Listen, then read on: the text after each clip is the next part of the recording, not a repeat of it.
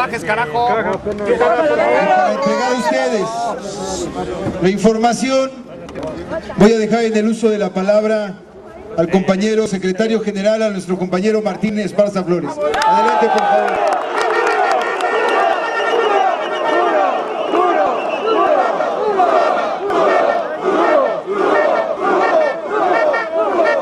Compañeras, compañeros, muy buenas noches a todas y a todos.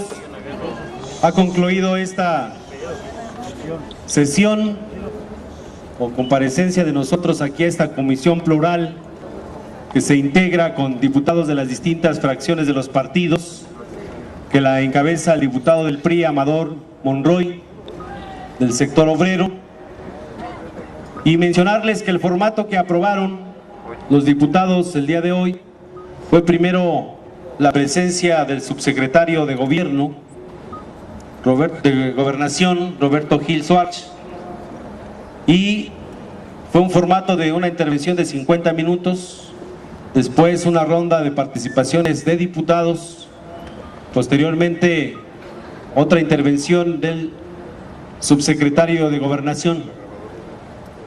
Lo estuvieron transmitiendo por el canal del Congreso y posterior entramos nosotros.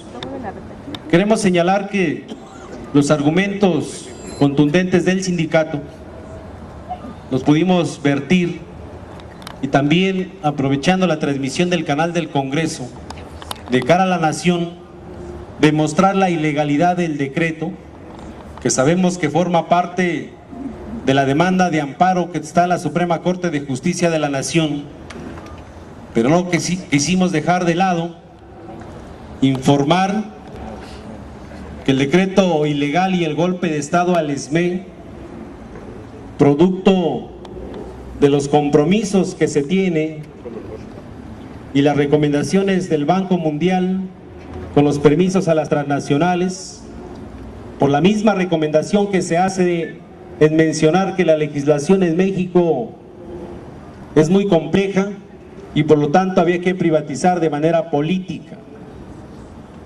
Hemos hecho mención, acompañado de los propios documentos, desde el propio proceso de creación de nuestro organismo, con la iniciativa de ley que pasó por el Congreso de la Unión, por esta Cámara de Diputados en octubre del 89, el diario de los debates de la 54 legislatura, el diario de los debates de la Cámara de Senadores y la publicación del mismo decreto.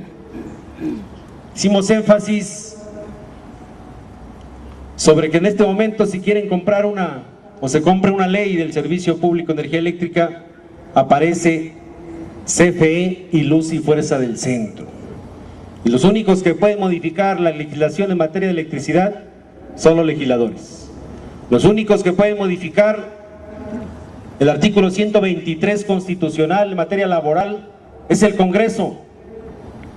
Puse de ejemplo, o si no mañana, un decreto administrativo y ya no va a haber Congreso de la Unión, otro decreto y a un lado la Suprema Corte, y nos quedamos entonces con una dictadura como la de Porfirio Díaz de hace un siglo, o la de Pinochet en Chile, o Fujimori en Perú. Hemos entregado la propuesta que ha sido avalada en el sindicato de la reinstalación de los trabajadores que no nos hemos liquidado, con el contrato colectivo de trabajo y con el Sindicato Mexicano de Electricistas. Es en el marco de la legislación que existe. Hicimos énfasis sobre en qué momento se pusieron de acuerdo para poder dar ese golpe de Estado, cuando nosotros formamos parte de la Junta de Gobierno y nuestra empresa se administra por una Junta de Gobierno. Mencioné los integrantes de la Junta de Gobierno, la carpeta de la Junta de Gobierno del 12 de junio, la orden del día que se aprobó, que se discutió, y en ningún punto establece extinguir a Luz y Fuerza del Centro, ni mucho menos en el Plan Nacional de Desarrollo, que fue también publicado en el Diario Oficial y es una obligación del Ejecutivo para todo su sexenio. Tampoco aparece la extinción. ¿En qué momento lo hicieron? Cuando Luz y Fuerza o la Secretaría de Hacienda envía la propuesta de egresos para el 2010 a esta Cámara de Diputados el 8 de septiembre y se considera Luz y Fuerza con 30,000 millones de pesos de gastos de explotación y 1,600 millones de presupuesto de inversión. Es ilegal el decreto. Demostramos el día que se entrega el documento justificatorio, del día 13 de octubre aquí a esta Cámara, y ese mismo día el subsecretario de Gobernación presentó una iniciativa de ley para meter empresas prestadoras de servicios al sector eléctrico, justificando que CFE pierde 19,000 millones de pesos cada año, y una iniciativa de ley para modificar la Ley Federal de Protección al Consumidor. Hemos demostrado cómo se hicieron las transferencias de los bienes de Luz y Fuerza a la Comisión Federal de Electricidad. Se han pintado los centros de trabajo con logotipos de CFE. Hicimos énfasis al documento firmado entre los dos sindicatos, el SUTER y el SB, en el convenio de limitación de zonas en el 85. Mencionamos quién lo firmó.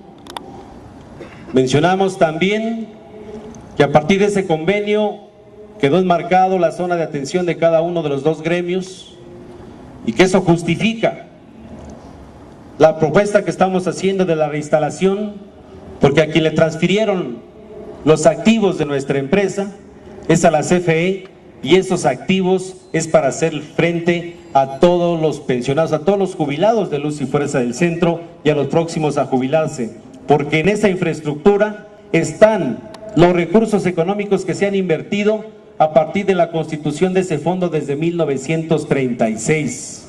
Hemos demostrado el fraude fiscal que han cometido los administradores a partir de no registrar las nuevas obras que permitan capitalizar y mejorar la situación financiera y el patrimonio de nuestra empresa, y lo estuvieron haciendo con una contabilidad, mandando cada obra, cada poste, cada línea, cada subestación, cada torre.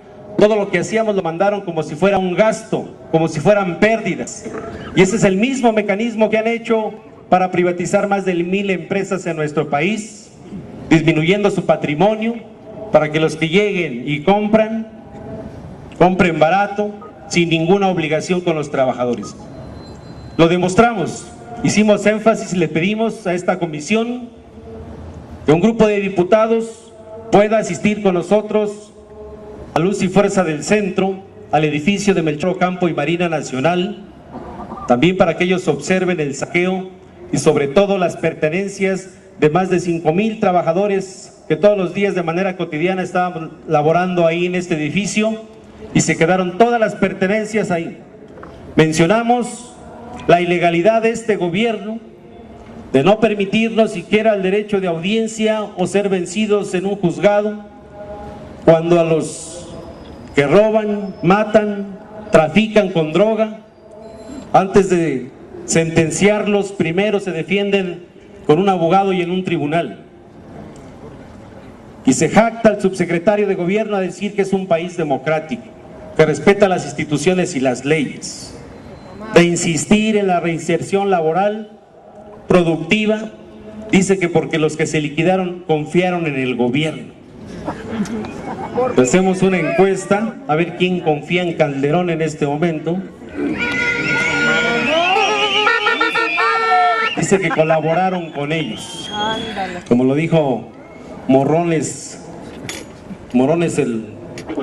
de esta época, que es Alejandro Muñoz. Morrones era un traidor del sector obrero de la época de la organización de la CROM, que traicionó y que fue gente que utilizó el Estado para enfrentar a Francisco Villa, y después también se alió con Plutarco Elías Calles para acabar con el proyecto nacional de Lázaro Cárdenas. Era de los traidores del sector obrero de esa época. Alejandro es el de esta época. Son los mismos. ¡Que chinga su madre, Alejandro! Dice que se liquidaron para evitar una crisis mayor en el país. Demostramos que la liquidación es un derecho que tenemos los trabajadores, pero que la liquidación es el patrimonio de todas nuestras familias para tener un empleo y una vejez digna. Es lo que no saben estos, los mercenarios de Cristo, los que estudiaron en Harvard, Los millonarios. los que creen que la competitividad, la globalización nos va a salvar. Lo dejamos muy claro y se va a quedar aquí registrado la intervención de la dirección del sindicato defendiendo los intereses. Presentamos un libro que se lo estuve pasando a algunos diputados para que conozcan sobre parte de la historia de cómo se desarrolló el sector eléctrico en nuestro país con empresas extranjeras, y que gracias a los trabajadores de una lucha de más de 95 años, el trabajo decente, el salario remunerador, el empleo permanente, la contratación colectiva, el derecho de huelga y hacer sindicatos es un triunfo de la revolución, y esos derechos que establece